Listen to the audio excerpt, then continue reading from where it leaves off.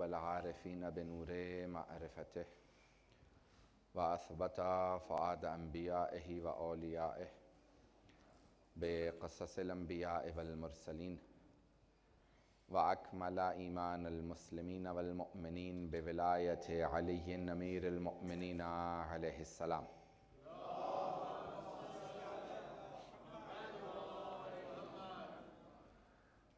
والصلاة والسلام والتحية والإكرام على أفضل الموجودات العبد المؤيد والرسول المسدد المصطفى الأمجد المحمود الأحمد أعني أبا القاسم محمد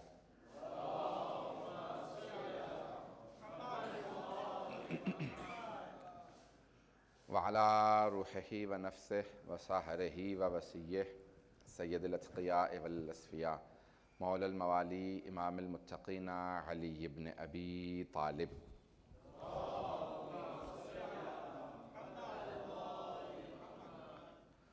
وعلى أوصيائه لا سيما بقية الله في الأرضين روحي وأرواح العالمين لتراب مقدمه الفداء واللعنة الدائمة على أعدائهم أجمعين من الآن إلى قيام يوم الدين. أما بعد فقد قال الله الحكيم في كتابه الكريم بسم الله الرحمن الرحيم يا أيها الذين آمنوا كتب عليكم الصيام كما كتب على الذين من قبلكم لعلكم تتقون. صدق الله العلي العظيم. صلوات.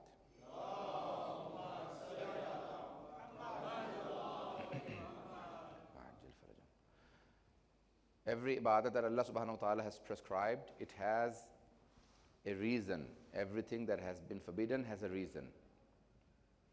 There is a wisdom behind every action that Allah has made obligatory upon us or has forbidden upon us.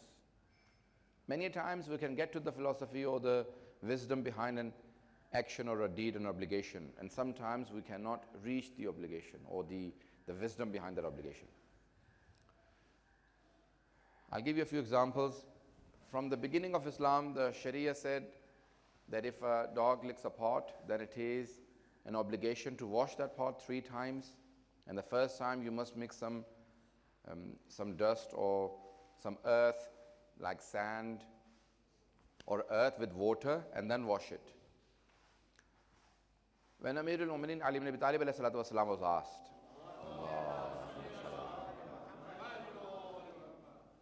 that, Ya Amir al-Mu'minin, what is the wisdom behind this order of the Holy Prophet? Why did he make it an obligation that we must use some earth to wash the pot? He said, because there is a germ in the saliva of the dog that does not die except with earth. Water does not kill it. You have to have some earth for that germ to die. Now this is only one wisdom that we understand. Had the Imam not told us, we would have not known. There are many other obligations that the people did not ask the Aimma, so they did not give more details. Or many times they told the wisdom and we did not write them down, so we do not know. But we do know that every order of Allah subhanahu wa ta'ala has some sort of wisdom. Every action that Allah has performed, there is a wisdom behind it. Now, one of the obligations we have is fasting. And Allah subhanahu wa ta'ala says in this verse that I have chosen to be the topic, كُتِبَ عَلَيْكُمُ الصِّيَامُ كَمَا كُتِبَ عَلَى الَّذِينَ مِنْ قَبْلِكُمْ لَعَلَّكُمْ تَتَّقُونَ, so that you may become pious, so that you may become muttaqi. What are the qualities of a muttaqi? Everything you read in the Holy Quran, وَأُزْلِفَتِ الْجَنَّةُ لِلْمُتَّقِينَ, you know, the paradise has been beautified for the muttaqeen. Every quality is for a muttaqi. Inshallah, I'll give more details. But look at the qualities. One of the qualities of a muttaqi is that he does not complain against Allah subhanahu wa ta'ala. Whatever he gets, he is pleased with what he has. There is no complaint. Many times you have good things and you thank Allah subhanahu wa ta'ala for it. And you sometimes have a trial, a tribulation, a bala, ibtila, azmaish, imtihan, a trial, and you complain. Ahlul Bayt alayhimus salam say that taking positive out of a positive is a normal quality. But taking positive out of negative is a quality of awliya of Allah subhanahu wa ta'ala. Paying attention, everyone? If one of us was ill or going through problems, we may sometimes complain, I'm not well. Why is Allah not giving me shifa? Why is not Allah curing me? And if we have the health, then we say, Ya Allah, we thank you for giving us the shifa. If we went through some troubles, we would complain, and then if we had the good things, we would thank Allah subhanahu wa ta'ala for it. Look at Imam Musa Kazim alayhi salatu wassalam.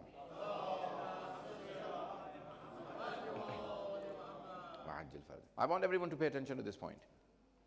Look at the 7th Imam al-Islam. He is in the prison, and he spent the longest period amongst the Imams in the prison. He was in prison for a long time. In fact, many times, and the last one was many years. Now he's in the prison, and the Khalifa wants to know what does he say in his du'as to Allah subhanahu wa ta'ala. He wants to know, he's always in sajda. Subbuhun Quddusun Rabbul Malaikati war Ruh. He's reading a tasbih. What else does he say to Allah subhanahu wa ta'ala? One of the soldiers who would look after the prison, or one of the doorkeepers, he used to listen to the du'as of Imam Musa Kazim al-Islam, and he said, one of the days he heard, he said, Oh Allah, how shall I thank you enough for this prison? Pay attention. Oh Allah, how shall I thank you enough for this prison? I asked you for time alone. You have given me such a time alone that there is no one but you and there is no one but I. We're all alone together. Let me translate this in Urdu so the people can feel the beauty. देखें, बाद का हम लोग शिकवा करते हैं, लेकिन आइम्मा अलैहिस्सलाम मनफी से में से भी मुस्बत निकाल रहे हैं. साथ में इमाम जब दुआ करते हैं तो फरमाते हैं, परवरदिगारा, किस किस चीज़ पे तेरा शुक्र अदा करूं? मैंने तुझसे तन्हाई मांगी थी, तूने ऐसी तन्हाई दी है जिंदान में, ना सिवाय तेरे कोई और है, ना सिवाय मेरे कोई और है. Look at the beauty of their words. A person will be amazed and astonished if they read the words of the Ahlul Bayt alayhimus salam. And today, if most of the people just read the words of Ahlul Bayt alayhimus salam, they would become the followers of Ahlul Bayt alayhimus salam. They would just become Shias just by reading the words of Ahlul Bayt. Because no one has the caliber and the standard of the words of Ahlul Bayt alayhimus salam except for the Ahlul Bayt alayhimus salam. Only they have those caliber. There is a hadith by Imam Ali ibn Musa ar-Rada alayhi salatu wa salam.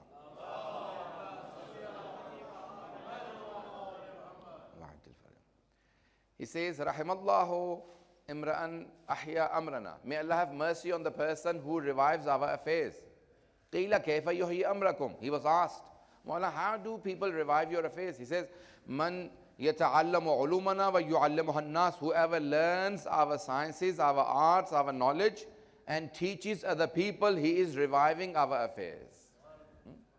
Any person who learns the knowledge of Ahlul Bayt alayhimus salam, meaning Quran and Hadith, the sciences of Ahlul Bayt alayhimus salam, they are reviving the teachings of Ahlul Bayt alayhimus salam. Why? The last sentence is the focus of my speech. The Imam al-Islam says, لِأَنَّ النَّاسَ لَوْ عَرِفُوا مَحَاسِنَ كَلَامِنَا لَاتَّبَعُونَا. Because if the people knew the beauty of our words, they would surely follow us. If the people knew the beauty of our words, they would surely follow us. Today, a Christian is given the work of Amirul Mu'mineen. Recently, last year, he died in Lebanon. A Christian. Lebanon is about a third of Lebanon is Christians. He says himself, his name is George Jordak. You must have heard of his name.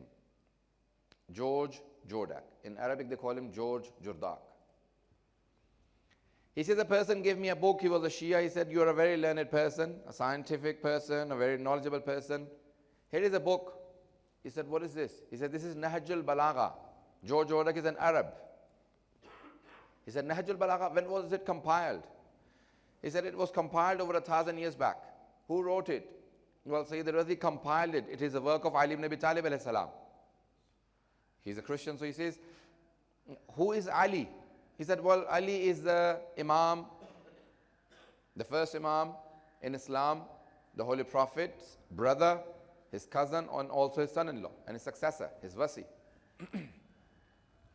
He said, how long ago was it compiled? Over 1,000 years, 14 centuries back. George Jordak says that I picked up the book Nahjul Balagha, opened it, did not even read it. What does this book mean to me? It was compiled 14 centuries ago. So he says, one day I just picked it up because it was a gift of a friend, and it said that Allah subhanahu wa ta'ala created everything from water. Allah ne har shay ko pani se khalq kiya. He said, hang on, this man 14 centuries ago is telling us something that the science hasn't discovered today. Why should I follow him? He said, I closed it, put it away, never to read it again. He said, one day I was watching a television program on science, National Geographical Channel in Arabic, and they said that today the science in the 1970s or 60s, today the science has realized and worked out that everything has been created from water. He said that one sentence on National Geographical Channel forced me to pick up Nahjul Balagha and read it over and over again. He said, till my age now, I have finished Nahjul Balagha 200 times. And each time I read Nahjul Balagha, I benefit more from Nahjul Balagha. He said, I have now come to realize that Ali ibn Abi Talib, he is a leader of Muslims. And he says that, George Jordak says that I still remain Christian. If I say that Jesus is better than Ali, then my intellect does not accept. But if I say Ali is better than Jesus, then my religion does not accept. He said, I'm stuck between my religion and intellect. But I have realized that Ali is far beyond any of the reach of any mankind. He says, this is Ali ibn Abi Talib. 200 times he read Nahjul Balagha and he says that I have realized there isn't a person like Ali ibn Abi Talib. Taqwa, piety would be that you read the words of Ahlul Bayt alayhimus salam and put them into practice in your own life. There is nothing better than the words of Allah subhanahu wa ta'ala and the Masumin alayhimus salatu wasalam. There is no other Muslim group that has the teachings of Ahlul Bayt that we have. The du'as that we have, no one else has, because we have these du'as from Ahlul Bayt alayhimus salam. We have the ziyarat from the Ahlul Bayt alayhimus salam. We have these traditions, these words from Ahlul Bayt. No one else has the Ahlul Bayt alayhimus salam. Today we are proud. People do not even have one Imam like Ali. We have 12 Imams like Ali ibn Abi Talib. Ali and his sons, they are Masoom, they are the leaders. We are proud that we have Nahjul Balagha, we are proud that we have Sahifa Sajjadiyah, we are proud that we have all of these du'as, the words of infallibles, the Imams. Look at the teachings of Ahlul Bayt alayhimus salam. What is piety? Look at one story and I'll then probably think I'll transfer to Urdu. I do have a number of brothers that I do pay attention to that do not understand Urdu. But inshallah, do forgive me. Look at this story from the life of Imam Zainul Abidin alayhi salatu wasalam.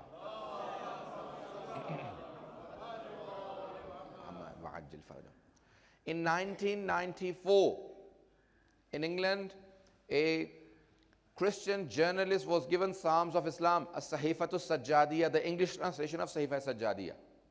He said, I read through the book and I realized that this book has no parallel in the Christian world. There is nothing as good and as equal to as Sahifa Sajjadiyah. He said, I was even more amazed when I realized that these du'as, these supplications were performed by a person 14 centuries ago. They were not written today. Even if you gave a person full scholarship to write a PhD, and you said, you have 5 years, write one dua like the duas, write one supplication like the supplication of Imam Sajjad alayhi salam. In 5 years, if he was paid, he could not write one dua like the dua of Imam Sajjad alayhi salam. And this Imam had said these words very naturally. He said, I was even more amazed when I realized that the Imam did not sit down in peace and tranquility to write these words. He was a prisoner, and while his captivity and while his traveling, he was making these du'as. When he was a captive, he was so connected to Allah subhanahu wa ta'ala. He said, today a person cannot be in peace and tranquility and write a dua like the duas of Imam Sajjad alayhi salam. Can you imagine what our Imams are? These are our Imams. The people of Medina had suppressed and oppressed the Ahlul Bayt alayhimus salam, so much so that the people had lost connection with Ahlul Bayt alayhimus salam. They had oppressed Ahlul Bayt that there was a drought in Medina. Medina mein qahat pad gaya. Kyun? کیونکہ مدینے والوں نے اور مسلمانوں نے آل رسول پہ اتنے ظلم کیے تھے. They had oppressed the Ahlul Bayt so much so that there was a drought in Medina. All the people of Medina gathered, the Sahaba, Tabi'een, in Masjid al-Nabawi, and they said, "Oh Allah, this is the city of your Prophet. This is the city of Rasulullah. Send us rain." They were all doing dua, they were all praying. Sa'id ibn Musayyib is a Sunni reporter. Ravi, he is Sunni, he is not Shia. He says, I was sitting down there at the end watching everyone, and there was no dua being accepted. People were crying, "Ya Allah, this is the city of your Prophet. Send us rain." He said, suddenly I saw that there is an African slave. In olden days, the slavery hadn't been abolished yet. He came in and he sat down in such a way that no one realizes that he is in the dua as well. The Ravi, Sayyid ibn Musayyib, says, I went and sat behind him as if I'm not listening to him. He picked up his hands and he said, "Oh Allah, for the sake of my master, give all of these people of Medina rain." پروردگارہ تجھے میرے مولا اور آقا کا واسطہ مدینے والوں پہ بارش برسا دے. Sayyid ibn Musayyib says, before his hands came down, there was rain pouring in Medina. He said, I saw that this slave, his dua had been accepted. He got up and he left. So the people in Medina do not think that it was his dua that was accepted. He got up and left. Sayyid ibn Musayyib says, I quickly followed him to see who he is, who is his master, that Allah does not reject the intercession of this master. Uska wasta khuda rad nahi karta. Kaun hai iska aqa? Kaun hai iska maula? He said, I followed him. He went to the area where Bani Hashim lived. He entered the house of Imam Zainul Abidin alayhi salam.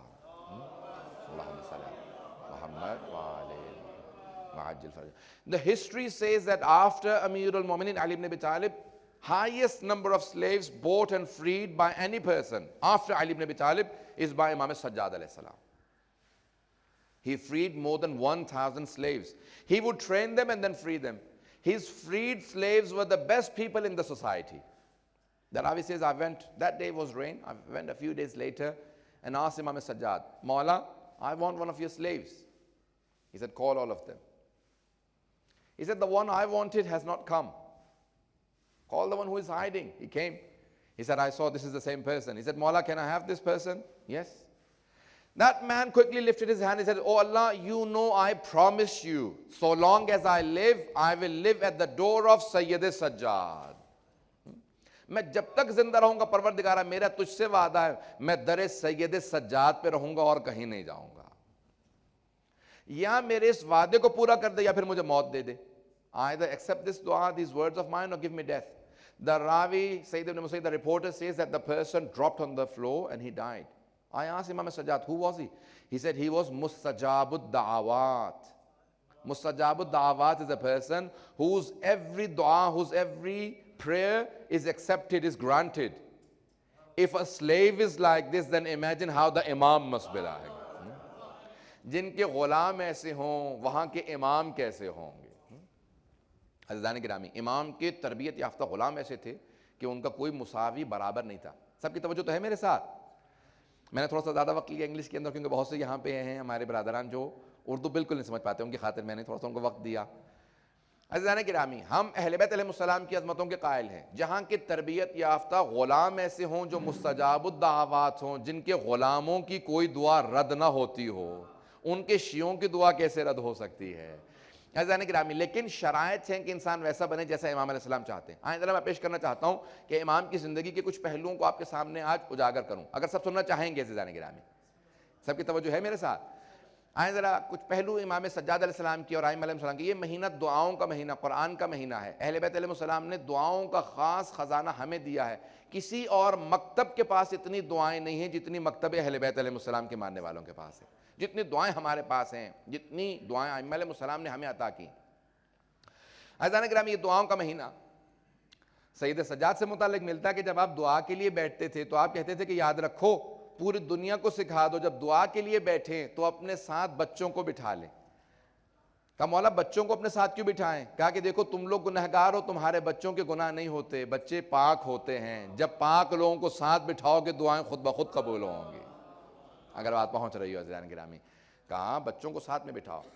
اپنے بچوں سے کہو ہاتھ بلند کر کے تمہاری دعا پہ آمین کہیں دعا قبول ہوگی۔ کا 3 دستے ایسے ہیں جن کی وجہ سے دعا قبول ہوتی ہے۔ پہلا دستہ بچوں کا، بچوں کی وجہ سے دعا قبول ہوتی ہے۔ دوسرے وہ تمام بزرگ جن کے بال سفید ہو چکے، جو اب کمزور ہو چکے۔ خدا کہتا ہے کہ وہ بوڑھے افراد جو اب گھر میں کچھ نہیں کر سکتے، جو ایک کونے میں بیٹھے رہتے ہیں، تمہیں معلوم ہی نہیں ہے ان کی وجہ سے کتنی دعائیں قبول ہوتی ہیں، کتنی بلائیں دور ہوتی ہیں، کیونکہ وہ کمزور ہو چکے پروردگار کی بندگی میں۔ اور کہا تیسرے وہ دستہ، وہ لوگ کہ جو اہل بیت علیہ السلام کی جب دعاؤں کو پڑھتے ہیں تو محسوس یہ کرتے ہیں میں امام کی بارگاہ میں بیٹھا ہوں۔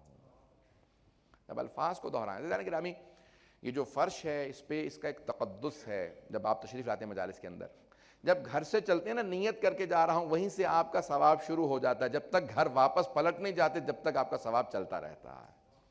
یہ انسان کا یہ مہینہ ثواب کا مہینہ، عبادتوں کا مہینہ۔ میں انشاءاللہ تعالیٰ پیش کروں گا جناب امیر سے متعلق کچھ ایسے فضائل جو میرا انشاءاللہ وعدہ ہے کہ میرا ہی آپ کے لیے خاص ایک ہدیہ ہوں گے انشاءاللہ۔ میں نے خود کچھ محنت کی ہے کچھ وہاں پہ۔ عزیزان گرامی آئیں ذرا آج کچھ ایسے آپ کے سامنے زاویے پیش کرنا چاہتا ہوں، پہلو پیش کرنا چاہتا ہوں کہ جو ائمہ علیہ السلام نے ماہ مبارک رمضان سے متعلق کہیں۔ عبادات اہل بیت علیہ السلام کا کوئی مساوی، کوئی برابر نہیں۔ ماہ مبارک رمضان کے اندر ائمہ علیہ السلام کی عبادات اور ان کی دعاؤں کو دیکھنے کے بعد بہت بڑے بڑے افراد اگر تھوڑی سی بھی ان کے اندر گنجائش تھی تو ان کے اندر وہ زاویہ، وہ پہلو پیدا ہوتا تھا کہ امام کے تابعدار اور فرما بردار بنے، وہ ان کی اطاعت کریں، وہ ان کی۔ عزیزان گرامی مولا کے چاہنے والوں کے اندر ایک بہت بڑا نام ہے جناب کمیل ابن زیاد نخعی کا، جن کی دعا کمیل بھی اور بہرحال دعائیں بہت زیادہ ان کی۔ مولا کے عاشق ہیں، امیر المومنین کے عاشقوں میں سے ہیں۔ بہت سے ایسے اصحاب امیر المومنین ہیں جن کا نام بہت بڑا ہے۔ صحابہ رسول کے اندر جس طرح جناب سلمان کا مقام ہے، اس طرح اصحاب امیر المؤمنین میں سب سے زیادہ مقام جناب مالک اشتر کا ہے، مالک اشتر۔ اور ان کے علاوہ حضرت کمیل ایک بہت بڑا نام ہے۔ اگر آج بھی جب کوفے جائیں گے تو وہاں پہ ان کا روضہ ہے، جناب سمیت عمار، جناب قنبر، یہ بہت امیر المؤمنین سے قریب افراد ہیں۔ عزیزان گرامی اہل بیت علیہ السلام سے کوئی مقابلہ نہیں کر سکتا۔ جہاں پہ اہل بیت سے حسد حرام ہے وہاں پہ رشک بھی حرام ہے۔ اگر یہ بات پہنچ گئی ہو، کچھ لوگوں تک تو پہنچ گئی ہے۔ جہاں حسد حرام ہے، حسد یعنی انویس ہونا، جیلسی ہونا کہ یہ ان کو مقام کیوں ملا۔ حسد سب سمجھتے ہیں کہ اہل بیت سے حسد حرام ہے، ان کو مقام کیوں ملا۔ حسد کا مطلب یہ ہوتا ہے ان کو نہ ملتا، مجھے ملے نہ ملے، انہیں نہ ملے۔ اور رشک یہ کہ جو انہیں مقام ملا ہے وہ مجھے بھی مل جائے۔ عزیزان گرامی معصوم فرماتے ہیں جہاں حسد حرام ہے وہاں پہ رشک بھی حرام ہے۔ کوئی اگر 1000 رکعت سے شروع کر بھی دے، 1,00,000 سال زندہ بھی رہے، تب بھی علی نہیں بن سکتا۔ پتہ نہیں بات پہنچ رہی ہے نہیں؟ تو عزیزان گرامی کوئی بھی اہل بیت علیہ السلام کے مقام کو حاصل نہیں کر سکتا اگر یہ بات پہنچ رہی ہو۔ تو عظمت اہل بیت علیہ السلام یہ ہے کہ کوئی ان کا مقام حاصل نہیں کر سکتا۔ اب جناب کمیل عاشق امیر المومنین ہے۔ عزیزان گرامی عشق کی علامت یہ ہے کہ جتنا وقت انسان کا ساتھ گزر رہا ہوتا ہے انسان چاہتا ہے اس میں اور مدت بڑھتی چلی جائے، میرا وقت اور زیادہ بڑھتا چلا جائے۔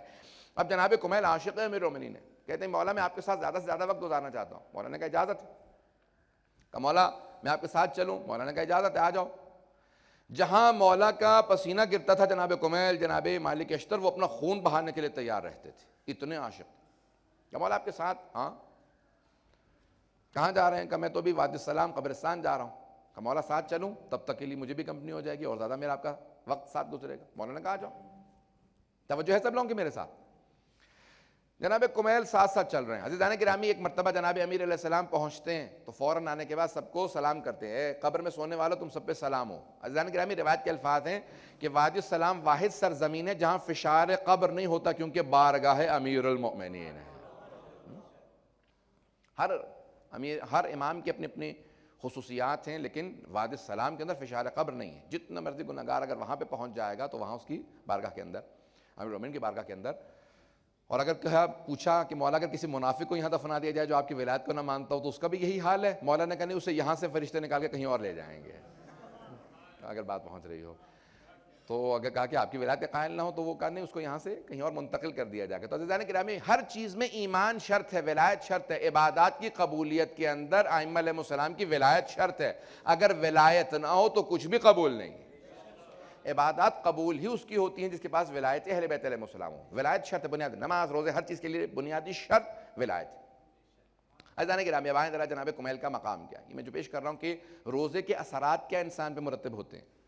تو عزیزان گرامی انسان پہ اثر یہ ترتیب اثر یہ ہے روزے کا کہ انسان خود بخود تقوی کی طرف بڑھتا ہے. اور کیوں بڑھتا ہے میں اس کو پیش کرتا ہوں, لیکن یہ ذرا واقعہ مکمل کر لوں. عزیزان گرامی انسان کس طرح سے یہ سفر طے کرتا ہے. جناب کمیل کہتے ہیں کہ میں حضرت امیر علیہ السلام کے ساتھ آیا, اور آنے کے بعد جب پہنچے ہم وادی سلام میں تو مولا نے سارے اہل قبور کو کہا السلام علیکم اہل القبور, قبروں والو تم سب پہ سلام ہو. سلام کرنے کے بعد ان سے کلام کرنے لگے, گفتگو کرنے لگے. اب یہ جو الفاظ ہیں نا معصوم علیہ السلام کے کہ اسی قرآن کے ذریعے قطعت بہ الارض وکلم بہ الموتیٰ, کہ زمین سکڑ جاتی ہے اور مردوں سے کلام کیا جا سکتا ہے. جب مرحوم عادلہ بہجہ سے پوچھا گیا کہ یہ بہت سے مقامات سے متعلق پوچھا گیا کہ یہ امیر المومنین کا مقام ایسا ہے, تو آپ نے کہا نہیں یہ ان کے غلاموں کا مقام ہے, ان کا مقام اس سے بہت بالا تر ہے. بہت سے لوگ بعض اوقات تعجب کرتے ہیں, ایسا ہو سکتا ہے, ممکن ہے, بات کر سکتا کوئی آدمی مردے سے بات کر سکتا. تو عزیزان گرامی جناب امیر علیہ السلام وہاں کلام کر رہے ہیں, اے قبروں میں سونے والو امت دیار فقط سوکنا, جہاں تک تمہاری گھروں کا تعلق ہے تو ان میں اور لوگ آ کے بس گئے. وَأَمَّا الْأَزْوَاجُ فَقَدْ نُكِحَتْ, جہاں تک تمہاری ازواج کا تعلق ہے ان کی عوروں سے شادیاں ہو گئیں. وَأَمَّا الْمِيرَاثُ فَقَدْ قُسِمَتْ, جہاں تک میراث کا تعلق ہے تو تقسیم کر دی گئی ہے. مولا بڑی تفصیل سے سارا کچھ بتاتے ہیں. پھر کہتے ہیں وَمَا الْخَبَرُ عِنْدَكُمْ هَذَا خَبَرُ هَا هُنَا, یہ تو یہاں کی خبر ہے, اب بتاؤ تمہارے پاس خبر کیا ہے. پھر فوراً جناب کمیل سے کہا کمیل کچھ آواز آئی, تم نے کچھ سنا, کچھ دیکھا کہ کیا جواب دے رہے ہیں؟ کہا مولا مجھے کچھ آواز نہیں آ رہی کچھ. کہا کمیل اگر تمہاری آنکھوں کے سامنے سے وہ سارے پردے حجابات بھی اسی طرح جس طرح کائنات کے سارے حجابات میری آنکھوں کے سامنے سے ہٹے ہیں, تمہارے سامنے سے حجابات ہٹے ہوتے تو تم وہ دیکھتے اور سنتے جو سب کچھ میں اس کائنات کا نظارہ کر رہا ہوں. کہا مولا کیا دیکھ رہے ہیں, کیا سن رہے ہیں؟ کہا سن کمیل, یہ جو جواب دے رہے ہیں ان کا جواب تم تک پہنچانا چاہتا ہوں. کہا القبر دار الوحشاء, یہ قبر وحشت کا گھر ہے, یہ قبر کیڑوں کا گھر ہے. القبر دار الدود, القبر دار الغربہ, تنہائی کا گھر ہے. اس کے فوراً بعد کہتے ہیں کمیل یہ ساری تنہائیاں ختم ہو جائیں گی اگر انسان تقوی رکھتا ہوگا. جس طرح سے دنیا میں مانوس رکھتا ہے اسی طرح سے قبر میں مانوس رکھتا ہے. عزیزان گرامی بہترین آپ کا جو سفر کے لیے زیادہ سفر ہے وہ آپ کا تقوی ہے, اور اس کے لیے بنیادی شرط ایمان ہے. اگر ایمان نہ ہو کچھ قبول نہیں.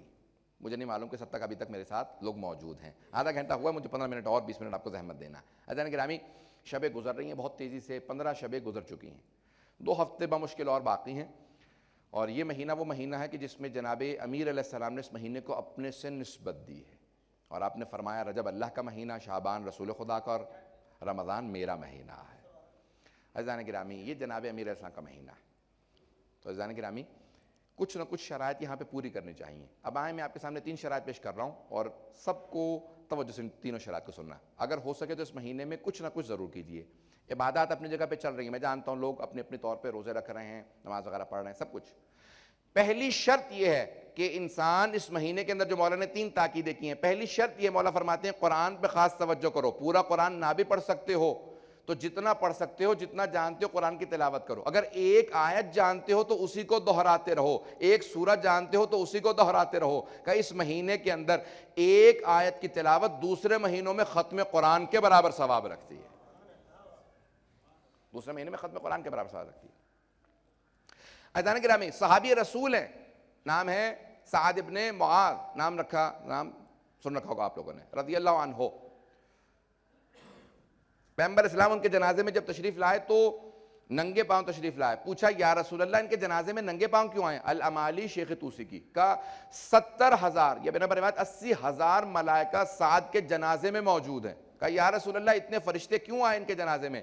کہا کیونکہ سعد کو قرآن یاد نہیں تھا لیکن سورہ اخلاص یاد تھی, صبح سے لے کے رات تک سورہ اخلاص کی تلاوت کرتے رہتے تھے, دہراتے رہتے تھے. اس ایک سورہ کی تلاوت کی وجہ سے اللہ نے 70,000 فرشتے بھیجے ہیں ان کے جنازہ میں شرکت کے لیے. عزیزان گرامی پہلی تاکید قرآن کی تلاوت کی. دوسری یتیم پروری کی. جناب امیر علیہ السلام کی جو سب سے بڑی صفت بیان کی جاتی ہے یتیم پرور. یہاں تک کہ آپ کے بعض اصحاب کہتے ہیں کہ جب ہم دیکھتے تھے نا مولا دسترخوان پہ یتیموں کو کھانا کیسے کھلاتے ہیں, تو بعض اصحاب کہتے تھے اے کاش میں بھی یتیم ہوتا جس طرح سے مولا یتیموں کو کھانا کھلا رہا ہے. اے کاش میں یتیم ہوتا کہ مجھے بھی امیر المومنین اپنے ہاتھ سے اس طرح سے کھانا کھلاتے جس طرح سے یتیموں کو کھانا کھلاتے ہیں. یہاں تک کہ الفاظ ہیں کہ ایک یتیم بچہ 3-4 برس کا جب دوڑتا ہوا آیا, اس نے امیر المومنین کے کہیں زانوں پہ پاؤں رکھا. تو جناب عمار ہیں یا کوئی اور ہیں, انہوں نے کہا کہ بیٹا پاؤں نیچے رکھو. تمہیں نہیں معلوم یہ امیر المؤمنین ہے؟ تو جناب امیر نے کہا خبردار دوبارہ بچے کو مت ٹوکنا، اگر اسے گھر میں باپ کی محبت ملی ہوتی تو میرے پاس پیار و محبت کو تلاش نہ کر رہا ہوتا۔ یتیم پروری کا مولا خود دسترخوان بچھاتے اور اپنے ہاتھوں سے ایک بچے کو کھانا کھلاتے۔ یہاں تک کہ حدیث ہے، سارے مجمع کی توجہ سے خاص نقطے کی طرف اشارہ کر رہا ہوں، اور یہاں پہ انشاءاللہ ایک اور آپ کے لیے بھی پہلو ہوگا اس کے اندر، جو فضائل سننا چاہتے ہیں ان کے لیے خاص ایک پہلو بھی اس کے اندر پوشیدہ۔ یہاں تک کہ روایت کے الفاظ ہیں کہ اگر یتیم کے سر پہ ہاتھ رکھو تو جتنے بال ہاتھ کے نیچے آتے ہیں اتنے انسان کے گناہ معاف ہو جاتے ہیں، اور پیغمبر فرماتے ہیں کہ کافل الیتیم کہاتین معی فی الجنہ، یتیم کی کفالت کرنے والا، یتیم کو پالنے والا میرے ساتھ جنت میں ایسے جائے گا جیسے یہ 2 انگلیاں ساتھ رہتی ہیں۔ اگر پہنچ گئے وہاں سے جانے کے راہ میں عام یتیم کو پالنے والا تو پیغمبر کے ساتھ جنت میں ایسے جائے جیسے 2 انگلیاں ساتھ میں رہتی ہیں، اور جس نے کائنات کے سب سے عظیم یتیم محمد مصطفیٰ کو پالا اس ابو طالب سے متعلق کیا خیال ہے کہ جناب ابو طالب اس طرح سے کائنات کے سب سے عظیم یتیم جناب عبداللہ کے یتیم جناب ختم مرتبت کو پال رہے ہیں، جو ان کا پالنے والا ہے ان سے متعلق کیا خیال ہے؟ مجھے نہیں معلوم مسلمان احادیث پڑھتے ہیں، سوچتے بھی ہیں یا نہیں سوچتے ہیں؟ تو ختمی مرتبت فرماتے ہیں میرے ساتھ جنت میں ایسے جائے گا جیسے 2 انگلیاں ساتھ رہا کرتی ہیں، یتیم کی کفالت کرنے والا، یتیم کو پالنے والا۔ اس مہینے کے اندر بے انتہا تاکید ہے کہ کچھ نہ کچھ یتیموں کو ضرور اس مہینے میں نوازا جائے، ان تک کچھ نہ کچھ پہنچایا جائے، کچھ نہ کچھ ان کے کام آیا جائے۔ اہل بیت علیہ السلام نے بے انتہا تاکید کی ہے۔ عزیزان کرام، تیسرا پہلو اس کو پیش کرنے کے بعد میں انشاءاللہ تعالیٰ 1 یا 2 واقعے کی طرف، اور اس مہینے کے اندر اگر ہم کبھی بھی مصائب پڑھتے ہیں تو یاد رکھیے کہ میں نے کہا ہے کہ اس مہینے میں دلوں کا نرم کرنا بہت ضروری ہے، اور سب سے زیادہ دلوں کے نرم کرنے کے لیے قساوت قلب انسان کے لیے سب سے بڑا گناہ، قساوت یعنی دلوں کا سخت ہو جانا۔ اہل بیت علیہ السلام نے تاکید کی ہے کہ دلوں کا نرم کرنا بہت ضروری ہے۔ فرمایا سب سے زیادہ شے کیا چیز دلوں کو نرم کرتی ہے؟ کا گریہ، رونا، اور کا سب سے زیادہ رونے کا ثواب حسین ابن علی پہ ہے۔ تو میں آخر میں پیش کروں گا، لیکن عزیزان گرامی، میرے بھائیوں، میرے بزرگوں، میرے بچوں، سب سے زیادہ اس مہینے میں جو تاکید یہ قرآن اور یتیم پروری کے بعد اس مہینے میں اس گریے کی ہے کہ جو چاہے وہ نماز شب میں ہو، چاہے اہل بیت علیہ السلام کے مصائب پہ ہو، جناب امیر پہ ہو۔ روایت کے الفاظ ہیں کہ خود ختم مرتبت اس مہینے کے جب فضائل سناتے تھے کہ مہینہ ماہ رمضان کا آ رہا ہے کہ اس کے کتنے فضائل ہیں، تو جب بھی جناب امیر علیہ السلام کو دیکھتے تھے تو خود بخود گریہ کرنے لگتے تھے۔ پوچھا یا رسول اللہ ما یبکی کا یا رسول اللہ، آپ کو کون سی بات اتنا رلاتی ہے؟ اور خود جناب امیر نے پوچھا کہ یا رسول اللہ کس بات نے آپ کو اتنا رلایا؟ کہا یا علی آپ کی اسی ریش کو آپ کے خون سے کوئی خضاب کر دے گا۔ اس مہینے کے اندر بڑی تاکید ہے کہ انسان اپنے دل کو نرم کرے۔ قرآن کے نزول کا مہینہ ہے، اور بہت سی کتابیں بھی، حتیٰ یہاں تک روایات میں ہیں کہ توریت، زبور، انجیل بھی اسی مہینے میں نازل ہوئی۔ لیکن میں ایک واقعہ جس کی وجہ سے میں نے ساری یہ تمہید باندھی ہے میں پیش کرنا چاہتا ہوں، اور میں جانتا ہوں کہ بہت سے لوگ اسی میں ہی محسوس کریں گے مصائب کے اس رنگ کو۔ جناب امیر علیہ السلام صفین کی جنگ سے واپس آ رہے ہیں، اور واپسی پہ ایک ایسے مقام پہ کہتے ہیں کہ بیٹا حسن، جس طرح سے امام امیر المؤمنین کے زانو پہ سر رکھ کے رسول خدا سویا کرتے تھے ہمیشہ، اور کہا کرتے تھے یا علی میں آرام کرنا چاہتا ہوں، جب بہت زیادہ اضطراب میں ہوتے تو جناب امیر سے کہتے میں آرام کرنا چاہتا ہوں، آپ کے زانو پہ سر رکھ کے سویا کرتے۔ اسی طرح سے ہمیشہ امیر المؤمنین علیہ السلام امام حسن مجتبیٰ کے زانو پہ سر رکھ کے سویا کرتے تھے۔ کہ بیٹا حسن مجتبیٰ جنگ سے واپس آ رہا ہوں، کچھ دیر آرام کرنا چاہتا ہوں۔ ایک ایسا مقام میدان ہے جہاں سارے اصحاب کہتے ہیں کہ ایک مرتبہ پڑاؤ ڈالا گیا، سب رک گئے، امیر المؤمنین نے امام حسن مجتبیٰ کے زانو پہ اپنا سر رکھا اور فوراً سو گئے۔ امام حسن مجتبیٰ کہتے ہیں کہ میں اپنے بابا کے بس چہرے کو دیکھتا جاتا تھا، علی کے چہرے کو دیکھ کے 2 باتوں کو بڑا احساس ہوتا تھا، ایک بلندی کا بڑا احساس ہوتا تھا، عظمت کا، اور دوسرے مولا کی مظلومیت کا بڑا احساس ہوتا تھا۔ کہ میں اپنے بابا کو دیکھتا جاتا تھا اور احساس میرے چہرے پہ تھا، عیاں تھا۔ کہ اتنے میں جناب امیر علیہ السلام کی آنکھ کھلی اور آپ زارو قطار رونے لگے، اتنا روئے کہ خود میں رونے لگا۔ اور راوی کون ہے؟ جناب عبداللہ ابن عباس۔ وہ کہتے ہیں کہ اتنا امیر المومنین نے گریہ کیا کہ سارے اصحاب امیر المومنین رونے لگے، اور روتے جاتے تھے اور ایک سوال کرتے تھے میرا بیٹا حسین کہاں ہے؟ میرا بیٹا حسین کہاں، میرا لخت جگر حسین کہاں؟ کہ بلاؤ ذرا حسین کو۔ ایک مرتبہ جناب سید الشہداء کو بلایا، کہا حسین میں نے خواب دیکھا کہ اسی میدان کے اندر خون بھرا ہوا ہے اور آپ بار بار مجھے آواز دے کے کہتے ہیں بابا میری مدد کے لیے آئیے، بابا میری نصرت کے لیے آئیے۔ کہا بیٹا یہی میدان کربلا ہے، کل یہیں پہ شہادت ہوگی آپ کی۔ بیٹا جب وہ سارے مصائب آئیں گے، وہ جب ساری سختیاں آئیں گی تو اس وقت آپ کیا کیجئے گا؟ کہا بابا میں صبر کروں گا، بابا میں اس وقت صبر کروں گا۔ اصحاب امیر المومنین نے ایک سوال کیا، میں جس کو پیش کرنا چاہ رہا ہوں، اور میرا سب سے انشاءاللہ وعدہ ہے کہ جب میں اختتام کروں گا تو ہر آنکھ میں ضرور آنسو ہوگا۔ سوال کیا کہ مولا آپ سے بڑا کائنات کے اندر کوئی شجاع دلیر نہیں ہے، جنگ کرنے والا نہیں، مولا جنگ کا سب سے زیادہ لطف کب آتا ہے، مزہ کب آتا ہے، کب زیادہ آپ کو؟ کہا جب گرمی کی شدت زیادہ نہ ہو، پیاس محسوس نہ ہو رہی ہو، اور گھر کی طرف سے پوری طرح سکون ہو۔ میں نے جملہ پہنچا دیا۔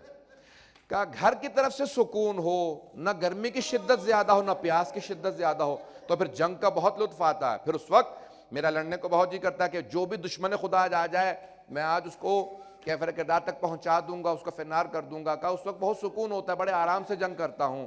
لیکن ایک مرتبہ جب عصر عاشور تھی، جناب سید الشہداء نے آواز دی بابا ذرا ایک مرتبہ آ کے اپنے لخت جگر کی جنگ کو دیکھو، بابا ذرا آ کے حسین کی جنگ کو دیکھو۔ بابا نہ گرمی کی شدت کم ہے، پیاس کی شدت بہت زیادہ ہے، اور گھر کی طرف سے کوئی سکون نہیں ہے۔ بابا ذرا آ کے دیکھو مجھے کس طرح سے اپنی بہنوں کی طرف سے کرب محسوس ہو رہا ہے۔ میں 5-7 منٹ لوں گا، تھوڑا سا مسائل طولانی کروں گا، آج میرے ساتھ رہیے گا۔ میں آپ سے وعدہ کرتا ہوں کہ انشاءاللہ ان آنسوؤں کے بدلے میں جو آپ کو اس آخرت میں ملنے والا ہے، آپ کو دنیا میں احساس بھی نہیں ہو سکتا کہ کیا ہے۔ آئیں ذرا میرے ساتھ چلیے گا، ذرا کچھ دیر کے لیے آنکھیں بند کر کے کربلا میرے ساتھ چلیں۔ وہاں پہ ایک ایسی شب ہے کہ جہاں سید الشہداء شب کے اندر رات کو 3 حصوں میں تقسیم کر چکے ہیں۔ ایک حصہ اصحاب کے ساتھ گزار رہے ہیں، ایک حصہ اپنے آل کے ساتھ گزار رہے ہیں، ایک اپنے عبادت کے لیے ہے۔ روایت کے الفاظ ہیں ایک ایک کر کے سارے اصحاب سے مل رہے ہیں اور سب سے کہتے ہیں اگر جانا چاہتے ہو میں پھر بھی شفاعت کروں گا، میں علی کا بیٹا ہوں، میں زہرا کا بیٹا ہوں، میں نواسہ رسول ہوں، میں پھر بھی شفاعت کروں گا، چلے بھی جاؤ میں پھر بھی شفاعت کروں گا، جانے کا حق ہے میں روکتا نہیں ہوں، ان کو مجھ سے دشمنی ہے، یہ میرے خون کے پیاسے ہیں، جو جانا چاہتا ہے چلا جائے، میں خدا کی قسم شفاعت کروں گا، کبھی بھی کرب محسوس نہ کرنا۔ روایت کے الفاظ ہیں یہاں تک کہ حضرت زہیر قین سے کہا نا جب سارے اصحاب بیٹھے تھے کہا عباس چراغ گل کر دو، جناب عباس نے ہاتھ رکھا چراغ پہ، چراغ کو بجھا دیا، کہا جو جانا چاہے چلا جائے، شرم محسوس نہ کرے۔ یہاں تک کہ ایک مرتبہ کہا زہیر قین، جناب زہیر قین شروع سے شیعہ نہیں تھے، عثمانی تھے، صرف سید الشہداء کو دیکھ کے شیعہ ہو گئے تھے، تو جناب سید الشہداء نے کہا زہیر قین اگر جانا چاہو چلے جاؤ میں پھر بھی شفاعت کروں گا۔ کہا مولا کل کیا ہوگا؟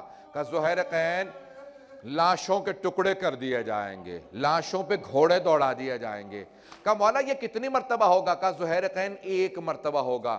کہا حسین جب تک میں آپ کو نہیں جانتا تھا نہیں جانتا تھا، اب جب میں جان گیا ہوں اگر 70 مرتبہ میرے لاشے کے ٹکڑے کر دیے جائیں، پھر میرے لاشے کو آگ لگا کے میرے خاک کے اندر ہوا کے اندر خاک کو اڑا دیا جائے تو مولا پھر بھی میں آپ کا ساتھ نہیں چھوڑ سکتا۔ جب تک نہیں جانتا تھا نہیں جانتا تھا، اب میں جان گیا ہوں آپ زہرا زادے، مولا آپ کا ساتھ نہیں چھوڑ سکتا۔ حضران گرامی رات گزر گئی، لیکن ایک مرتبہ جناب سید الشہداء نے کہا عباس اب آپ پہرا دیجئے، میں اپنے اہل بیت کے ساتھ کچھ وقت گزارنا چاہتا ہوں۔ اہل بیت میں کون کون؟ سب سے پہلے امام سجاد کے پاس آئے، آنے کے بعد کچھ وصیتیں کی، بیٹا سجاد جب میرے شیعوں سے ملنا نا تو کچھ جملے میرے پہنچا دینا۔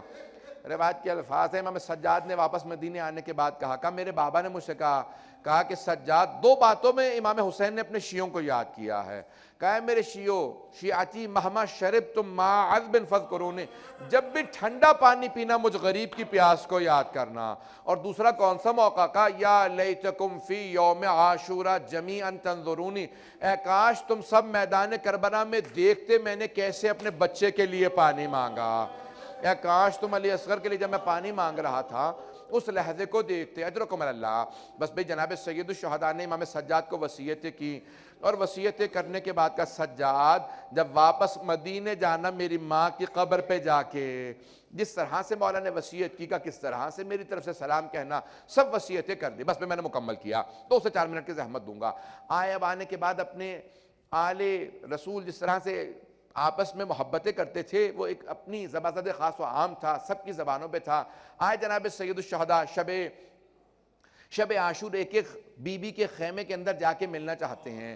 روایت کے الفاظ ہیں، ابھی جناب سید الشہداء خیمے کے اندر نہیں گئے تھے، آواز آ رہی تھی، ایک بی بی نے مصلی بچھا رکھا تھا، پروردگارا تو نے مجھے اولاد نہیں دی، ساری بیویاں اپنے اپنے بچوں کو میرے بھائی پہ قربان کر رہی ہیں، میری بھی اولاد ہوتی میں قربان کر دیتی۔ اچانک جناب سید الشہداء اندر جانا ہی چاہتے تھے، کسی اور نے آ کے کہا بی بی کل آپ کی طرف سے میں قربانی پیش کروں گا۔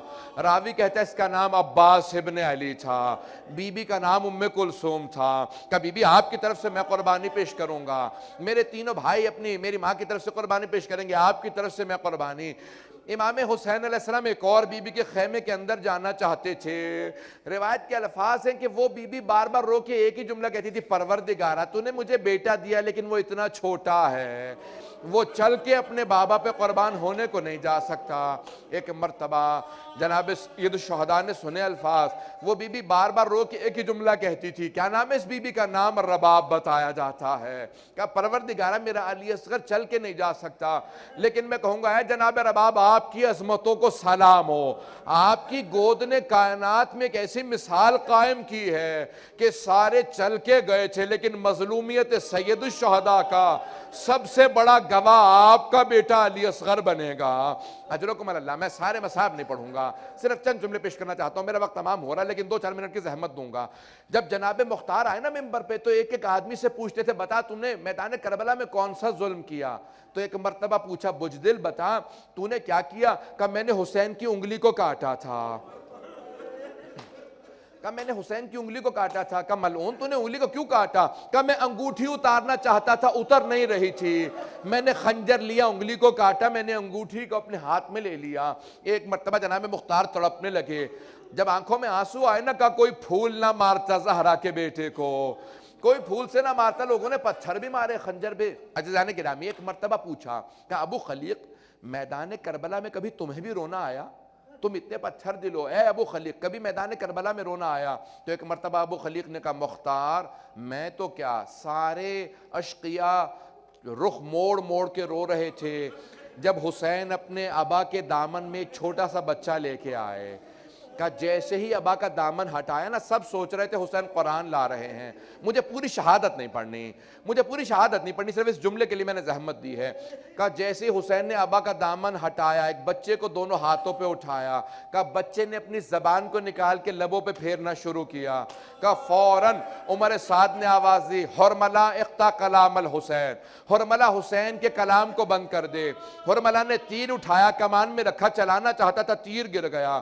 جب دوسری مرتبہ تیر گرا نا تو فوراً عمر سعد نے پوچھا حرملہ اگر مجھ سے کوئی پوچھتا سب سے سخت دل کون ہے لشکر یزید میں تیرا نام لیتا، تجھ سے ایک بچہ نہیں مارا جا رہا، کہ نہیں میں بچے کو مار دوں، لیکن جب بھی میں تیر کمان میں رکھتا ہوں ایک بی بی برقع پوش اپنے برقعے کا دامن پھیلا کے کہتی ہے حرملہ تو بھی اولاد والا ہے، میرے بیٹے کے بیٹے کو نہ مار۔ کہ مجھ سے تیر کمان سے گر جاتا ہے، جیسی تیر تیسری مرتبہ اٹھایا، روایت کے الفاظ ہے تیر چلا، بچے کا گلا چھوٹا تھا، تیر کے 3 منہ تھے، لہو ثلاث شعب، ایک کان سے چلا دوسرے کان سے نکل گیا۔ الا لعنت اللہ علی القوم الظالمین وسیعلم الذین ظلموا ای منقلب ینقلبون۔ بس بھئی ہاتھوں کو بلند کیجئے گا، مختصر سے دعا کرواؤں۔ پروردگارا، روایت کے الفاظ یہ ہیں، اکثر آپ نے علماء سے سنا ہوگا نا کہ گلا چھد گیا، جناب علیہ السلام کا گلا چھد گیا۔ چھدنا یعنی گلے میں سوراخ ہو جانا، لیکن نہیں، روایت کے الفاظ یہ نہیں ہیں۔ میں خود بھی پڑھتا ہوں، کئی مرتبہ کہہ دیتا ہوں، کیونکہ ہم نہیں چاہتے کہ وہ سخت ترین الفاظ ترجمہ کریں جو روایت میں آئے ہیں۔ کہتے ہیں گلا چھوٹا تھا، تیر بڑا تھا، ذُبِحَ مِنَ الْأُذُنِ إِلَى الْأُذُنِ، بچے کا پورا گلا کان سے لے کے کان تک ذبح ہو گیا۔ چھدنا یعنی سوراخ ہونا، لیکن روایت کے الفاظ یہ نہیں ہے، روایت کہتے ہیں نہیں، گلا پورا ذبح ہو گیا۔ عزیزان گرامی، جناب سید الشہداء جنہوں نے جناب عباس کے لاشے کو اٹھا لیا، یا بازوؤں کو تو اٹھایا، جناب علی اکبر کا لاشہ اٹھایا، جناب قاسم کے لاشے کے ٹکڑے جمع کیے، لیکن جب جناب علی اصغر کے لاشے پہ دیکھا تو سب کے سب کہتے ہیں کہ 7 قدم آگے لیتے تھے، 7 قدم پیچھے لیتے تھے، اور ایک ہی جملہ دہراتے تھے، رضاً بقضائہ وتسلیما لامرہ انا للہ و انا الیہ راجعون۔ حضرت مختار نے یہی سوال پوچھا تھا کہ کیا دیکھا تھا تم نے؟ کہا کہ مولا بار بار 7 قدم آگے لیتے تھے، 7 قدم پیچھے لیتے تھے۔ کہا کیوں؟ کہا محسوس ہوتا تھا در خیمہ پہ کوئی بی بی کھڑی ہے۔ جناب مختار کہتے ہیں ہو نہ ہو علی اصغر کی ماں کھڑی ہوگی۔ بار بار ایک ہی بات پوچھتی ہوں کہ مولا علی اصغر کو پانی پلا دیا؟ مولا یہی کہتے ہوں کہ رباب ایسا پانی پلایا اب کبھی علی اصغر پانی نہیں مانگے گا۔ پروردگارہ واسطہ جناب علی اصغر کی عظمتوں کا امام زمانہ کے ظہور میں تعجیل فرما، دشمنان اہل بیت کو نیست و نابود فرما، پروردگارہ داعش کو طالبان کو غارت فرما، آل سعود کو آل خلیفہ کو غارت فرما، پروردگارہ جنت البقیع جنت معلیٰ دوبارہ تعمیر ہوتا دیکھنا نصیب فرما، پروردگارہ نجف و کربلا کی حفاظت فرما، کاظمین کی سامرہ کی شام کے تمام روضوں کی حفاظت فرما، پروردگارہ یہ جتنے افراد بار بار کہتے ہیں کہ ہم حرم گرانے آئیں، پروردگارہ ان سب کو غارت فرما، مؤمنین کی حفاظت فرما، خصوصاً عراق میں، بحرین میں حالات بہت سا خراب ہیں، شام میں، افغانستان میں، پاکستان میں، جہاں جہاں حالات خراب ہیں، پروردگارہ مؤمنین کی حفاظت فرما، پروردگارہ یہ جتنے بھی دشمنان اہل بیت ہیں، یہ جتنے سخت دل ہیں، پروردگارہ ان سب کو غارت فرما، پروردگارہ ان شبوں کا واسطہ جہاں کوئی دعا رد نہیں ہے، پروردگارہ ان شبوں کے صدقے میں ہماری گنہگار آنکھوں کو امام زمانہ کی زیارت نصیب فرما، پروردگارہ ہم سب کو زندگی میں ظہور امام زمانہ دیکھنا نصیب فرما، ہم سب کو زندگی میں جناب سید الشہداء کی زیارت نصیب فرما، آخرت میں ان کی شفاعت نصیب فرما، پروردگارہ روایت کے الفاظ یہ ہیں کہ جناب علی اصغر کے لاشے کو امام سجاد نے جناب سید الشہداء ہی کے لاشے کے ساتھ دفنایا تھا، پروردگارہ اس لحظے کا واسطہ جب بنی اسد پوچھ رہے تھے قیدی ایک قبر کے اندر ایک لاشہ ہوتا ہے، یا آپ نے یہاں 2 لاشیں کیوں رکھے؟ روایت کے الفاظ یہ ہیں کہ امام سجاد نے ان الفاظ کے ساتھ کہا میرے بابا کو اپنے سینے پہ سلانے کی عادت تھی، آج میری بہن نہیں تو میں نے اپنے بھائی کو اپنے، اور اس میں روایت میں اختلاف نہیں ہے کہ ایک جناب سید الشہداء کے سینے پہ جناب علی اصغر ہیں، بڑے بڑے علماء نے فقہاء نے سب نے یہی لکھا ہے۔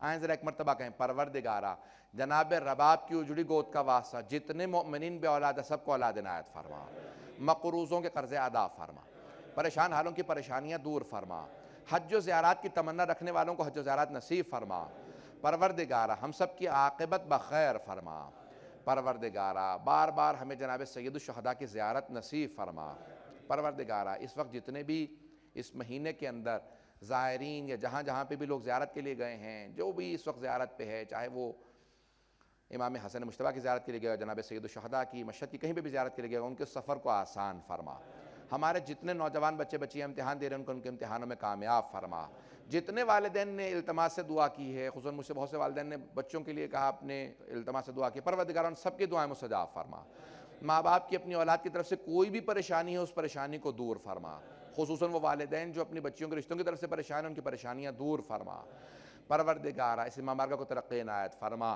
خدمت کرنے والوں کی توفیقات میں اضافہ فرما، یہاں جتنے مومنات موجود ہیں سب کی دعاؤں کو مستجاب فرما، پروردگارہ کسی کو خالی ہاتھ نہ لوٹا، ربنا تقبل منا انک انت السمیع العلیم بحق محمد وآلہ الطیبین الطاہرین المعصومین صلوات۔